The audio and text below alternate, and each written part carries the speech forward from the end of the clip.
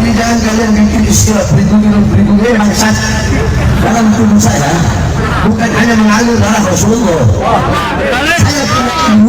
Saya punya ibu. Itu bukan syarifah.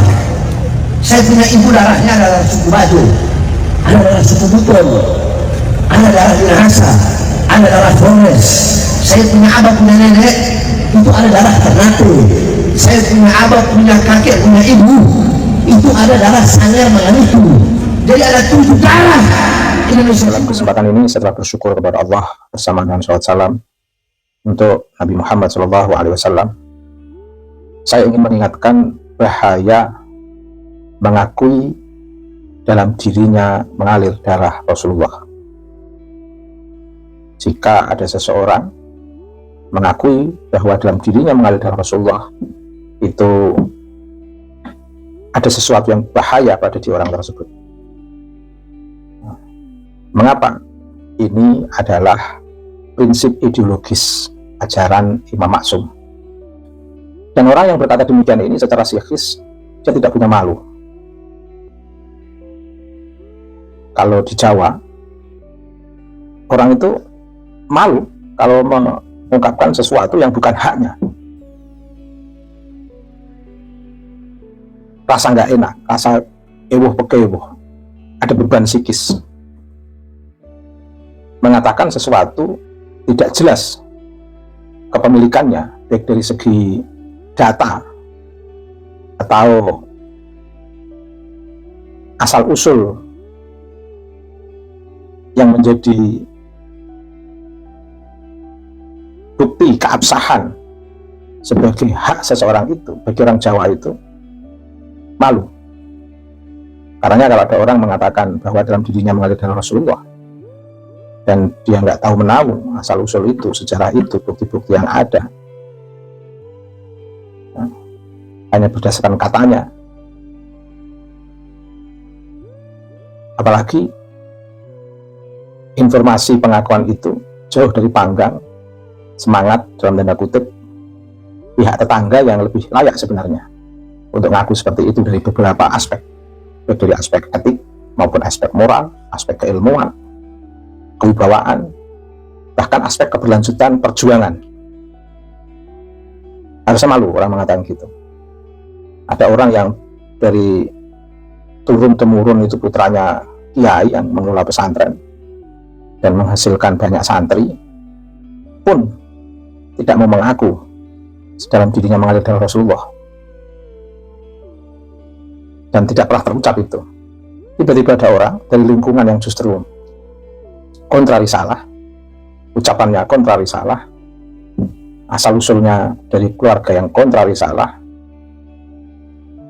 refleksi kepribadiannya kontrari salah, mengaku pada dirinya mengalir darah Rasulullah. Wah, ini sesuatu yang berbahaya dan mencerminkan sosok yang nggak punya malu. Orang seperti ini secara sosiologis itu bisa dipahami.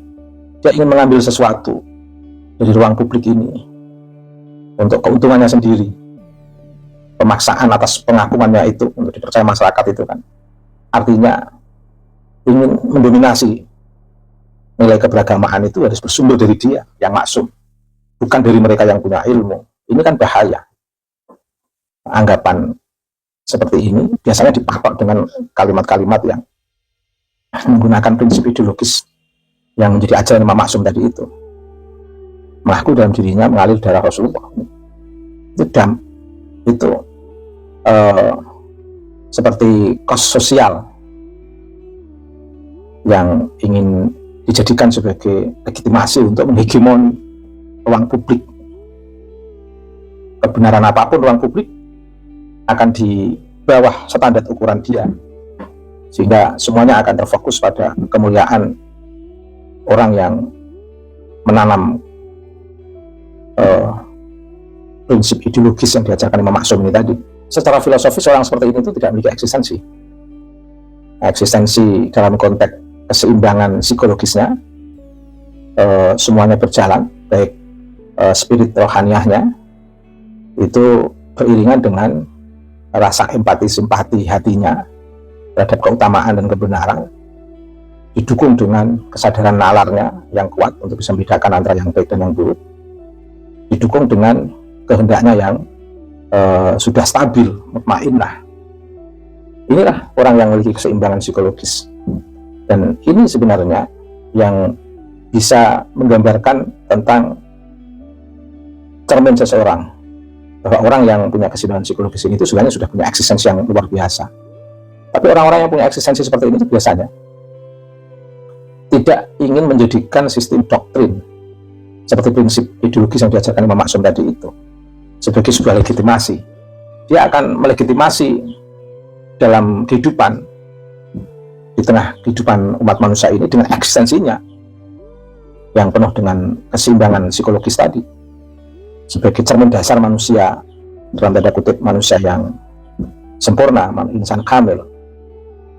Nah, tapi kalau manusia ingin diakui hanya ingin menggunakan legitimasi prinsip-prinsip ideologis dari luar yang ingin dijadikan sebagai sebuah doktrin untuk mendoktrin yang lain agar memandang dirinya sebagai orang yang punya kemaksuman, tanpa harus memperdulikan bagaimana keseimbangan psikologisnya atau tanpa memperdulikan bagaimana sebenarnya eksistensinya, tanpa memperdulikan itu, biasanya orang-orang seperti ini akan mudah tercabut dari akar kehidupan masyarakat.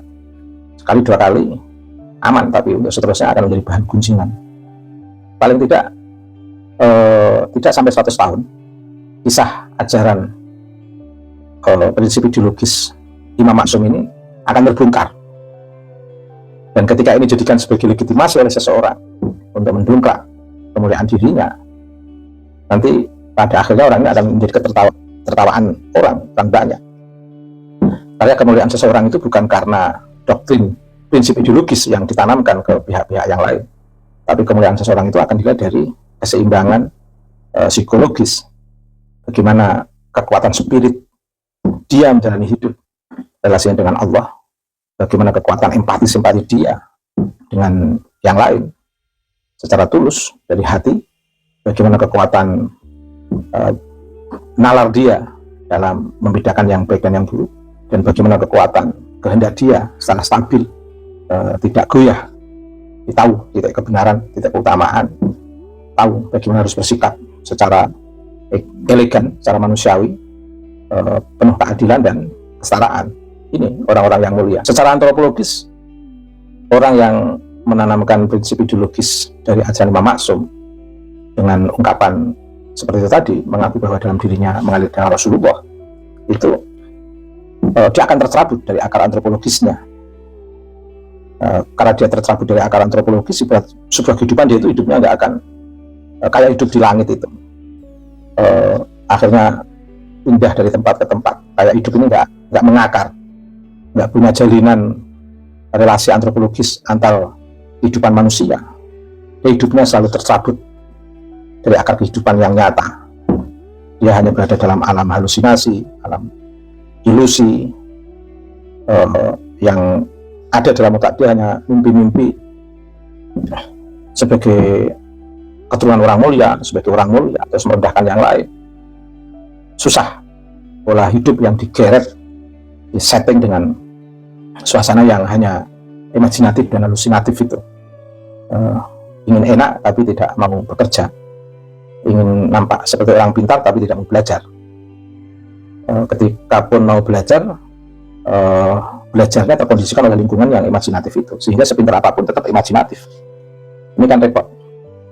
Kelompok-kelompok yang dilahirkan di tengah keluarga yang imajinatif dalam prinsip ideologi Imam Maksum, itu sepintar apapun, sekuat apapun jenjang akademiknya, tetap akan dipengaruhi oleh ideologi yang tidak mengakar tadi itu, yang penuh imajinatif dan halusinatif itu.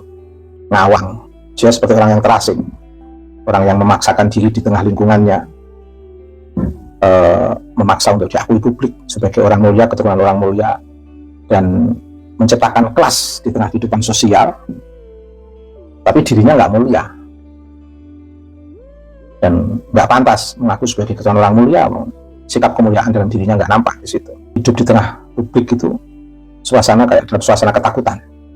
Saran untuk Bapak Ibu Tentu dengan orang-orang yang tipologi halusinatif, tipologi seperti ini jangan benci tentunya.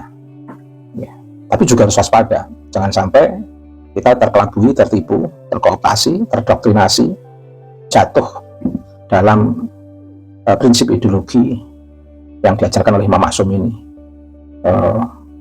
pada orang-orang yang tidak memiliki keseimbangan psikologis, tapi kita puja-puja, pada akhirnya menyusahkan kita semuanya. Hidupnya sendiri aja tidak membumi, hidupnya saja ngawang. Masa kita ikuti? Kalau kita mengikuti orang-orang yang pola pikirnya seperti ini, ya pengikutnya pun akan sama dengan pola pikir yang ngawang. Sepintar apapun orang, kalau mengikuti pola-pola pikir yang penuh halusinasi, maka halusinasi dia itu yang akan menjerat keilmuan seseorang yang jatuh dalam doktrinasi prinsip ideologis orang-orang yang ingin dimuliakan tanpa membawa kemuliaan, ingin dihargai tanpa menghargai, ingin dipandang sebagai orang yang punya kesempurnaan diri, tetapi tidak nampak keseimbangan psikologisnya. Bahkan yang ada seperti sosok yang memiliki sifat kekanak-kanakan, yang semua pola hidupnya hanya diukur dengan sistem kenasaban dan imajinasi kosong dalam ruang yang seolah-olah itu adalah kemuliaan dan ketinggian dari keluarga dia, tetapi sebenarnya bukan siapa-siapa. Ini kan jadi problem. Kesimpulannya apa? Orang yang mengajarkan prinsip ideologis bahwa dalam dirinya mengalir dengan Rasulullah, orang seperti ini itu adalah orang-orang yang tercabut dari akar realitasnya. Selain itu juga sebenarnya dia itu telah mencabut akar realitas sejarah kenabian. Mengaku cucu Nabi, tapi mencerabut akar sejarah kenabian. Tidak mencerminkan pola-pola yang membebaskan dan mencerahkan. Dan lebih fokus pada sistem ras, memuliakan rasnya sendiri, bukan berbicara atas nama Islam menuju pembebasan dan pencerahan. Kalau orang mengaku sebagai keturunan Nabi, tercabut dari akar risalah kenabian, menjadikan Islam sebagai basis pembebasan dan pencerahan, berarti dia sebenarnya telah tercabut dari akar risalah kenabian. Kalau dalam posisi apapun, risalah kenabian itu membebaskan dan mencerahkan umat manusia, bukan mengkooptasi, bukan mendoktrinasi, tapi mencerdaskan nalar untuk membangun prinsip kemanusiaan, keadilan, dan persamaan menuju sebuah kesetaraan yang hakiki.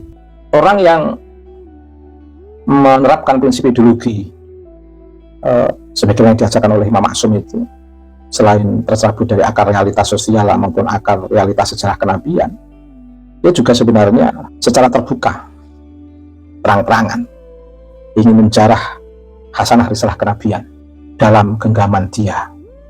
Maka saya tegaskan di sini, jaga risalah kenabian, jangan dijarah oleh orang-orang yang tidak bertanggung jawab, yang ingin menjadikan risalah kenabian ini dalam genggaman kekuasaan dia, yang justru bertentangan dengan risalah kenabian. Dia hanya ingin menjadikan risalah kenabian sebagai instrumen atau alat untuk mengunggulkan, mengglorifikasi sistem kenasabannya yang dihasilkan dari interpolasi, dari pencakokan itu. Orang-orang seperti ini sangat berbahaya, sangat berbahaya, sangat berbahaya. Demikian. Bismillahirrahmanirrahim. Wal 'asri innal insana lafi khusrin illa alladzina amanu wa 'amilus shalihati wa tawassaw bil haqqi wa tawassaw bis sabr. Allahumma shalli ala sayyidina Muhammad wa ala ali sayyidina Muhammad. Subhanakallahumma wa bihamdika mil al-mizan wa muntahal ilmi wa mablagha ridha wa zinatal 'arsy. Asyhadu an la ilaha illa anta astaghfiruka wa atubu ilaika. Wa sallallahu ala sayyidina Muhammadin wa ala alihi wa sahbihi wa baraka wa sallama walhamdulillahi rabbil alamin.